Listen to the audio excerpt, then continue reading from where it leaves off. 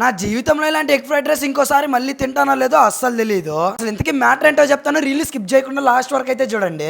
మీకు ఇప్పుడు దేవుడు ప్రత్యక్షమయ్యి నీకు ఏ వరం కావాలో కోరుకో అంటే ఫస్ట్ నేను కోరుకునే వరం ఏంటో తెలుసా? మా సాయి గారు చేసే ఎగ్ బిర్యానీ అనమాట. Sorry egg fried rice. దాని తిని చచ్చిపోవాలనుకుంటా. ఓహో, కామెడీ చేస్తున్నావా? ఎందుకంటే ఇంట్లో అమ్మ నాయనలు కూడా చేయరనమాట అంత టేస్ట్ తో. ఆట మాతో చేస్తాడు మా వాడు. ఎవడో కాదు సాయి అంటే పౌడర్ బాబు వెనకాల చూడు. ఇక్కడ మా గ్యాంగ్ లో ఫుడ్ బాగా చేసేది వచ్చి ఇద్దరు అనమాట. ఫస్ట్ మా మేనేజర్ సాయి, రెండోది వచ్చి మా ప్రకాష్ అనమాట.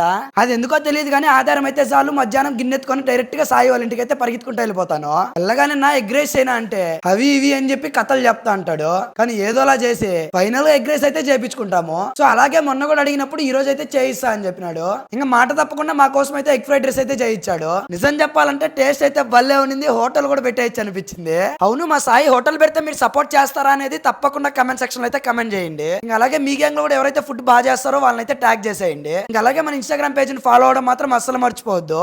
అదన్నమాట మ్యాటర్.